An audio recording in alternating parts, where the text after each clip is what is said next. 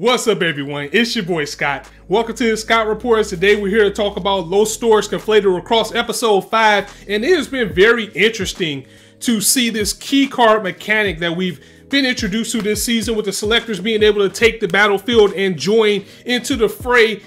And as soon as it was explained that they can take the field, my bullshit sense started to tingle, and I just knew that it was going to be a dark price to using this ability, because until now we have yet to see anybody that we care about use this ability and lose. And let's just go ahead out on a limb and say Layla is freaking OP. I mean, she might as well be the main villain of this series, as the bodies that she's taking using this ability to jump into the game, because she is a Lostorage herself. And the people that she's taken out, this has been big. I mean, last week she took out Hitoi. This week she took out Yuzuki.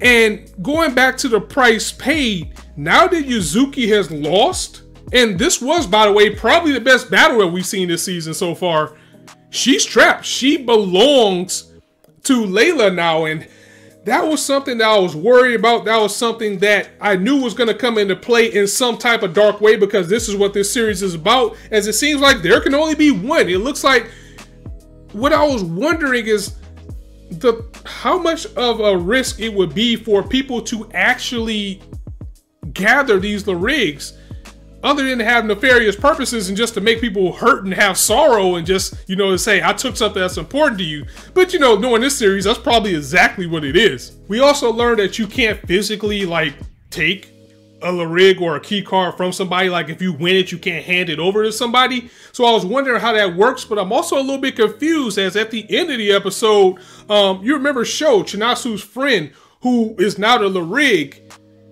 she was able to inject herself and, you know, wish that she can help Chinatsu as the race to save Chinatsu has begun. She was able to actually offer herself to Kiyoi, and she's going to get involved in the battle between her and Carnival, which has been kind of a pain point for me for this series, because we're in episode 5, and even though things are finally coming to a head with all the selectors in place, because we spent a lot of time just seeing people reluctant to get back in, and you have the original crew and you have the crew from Lostorage all trying to either keep someone from the battle. You know, the original people are trying to keep Ruko from the battle, and the new people are actually trying to rally and save Chinatsu. But, you know, the whole thing with the Lostoriges, I was wondering how that would work. I mean, you can't just give the card over, so that'd be more reason for someone to actually stack these up. But I have to go ahead and give some shout outs to Hana. Even though Hana has lost her Lostorage, she is still the MVP and my favorite character in this series so far, because she is pretty much the leader of what's going on. Even though she doesn't have her Lostorage, she's still using her mind. She's still trying to come up with plans, and she's always using her logic and pointing things out that would be the better decision. So even without her Lostorage and out here on the field, she is still invaluable, because, you know, Suzu, she wants to get Chinatsu's memories back. That's her whole reason for, you know, trying to get involved, even though she would have got forced into it, whether she liked it or not, the way this season is going. But Hana pointed out that I know what it's like. And this is not the first time she said this. She's like, I know what it's like to get your memories back. And this might not be something that Chinatsu even wants. Because think about it. Under the machinations and the manipulation that Sato had her under when he was the bookmaker, and he was going around taking these people's wishes, souls, and pretty much all their hopes away, Chinatsu was his driving force in doing that, to try to drive those feelings that she had away. So if you put those feelings back into her, that might be too much for her to take. That might actually drive her crazy. And we saw what happened with Hana last season. Hana definitely remembers, and she doesn't want that to happen to Chinatsu. And I like that she's being a voice of reason to bring that out. But Chinatsu might be the biggest factor in this herself, because these memories are starting to come back. She wants these memories back for herself. So even though, you know, this conflict of trying to say that maybe we shouldn't try to get her memories back, now you got the people racing to actually try to stop her, because she's actually hunting people down to try to get it in. I actually like the interaction. I mean, I'm glad Akira isn't gone. I mean, she doesn't have a Lostorage, but she's still trying to force herself into this battle, even trying to manipulate people into fighting her so she can get back into this. So it was pretty cool that Chinatsu actually ran into her.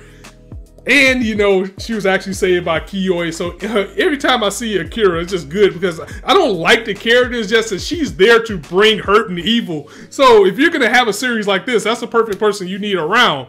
But again, shouts out to Hana for being the true MVP of this series right now. Even the rigs themselves are in the dark about this whole thing because they usually know the rules, but you know, this time they look like even we don't know what's going on, which makes things a little bit more suspicious. It upped the stakes a little bit more, and the race to save Chinatsu per se has begun.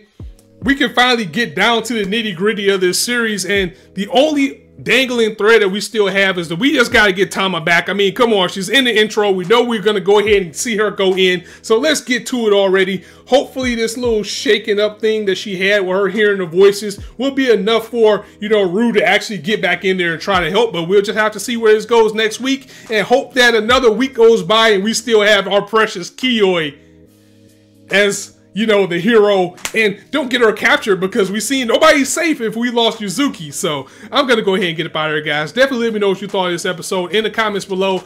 I'm still enjoying WIXOSS. It's just that I'm glad that maybe we finally got over this hump of trying to get people involved, and now the selectors are in whether they like it or not, so maybe we can finally get to some battles. But let me know what you guys think. If you liked the video, go ahead and drop it a like. If you want to hear more, go ahead and hit that subscribe button, as there's not a shortage of content for you guys to indulge on this channel. Also be sure to hit that bell so you'll know whenever I drop a video and you don't miss out. And as I always say, you guys can be anywhere on YouTube right now, but you chose to listen to me, and I really appreciate that, so thanks for stopping by. On that note, it's your boy Scott signing out. See you soon.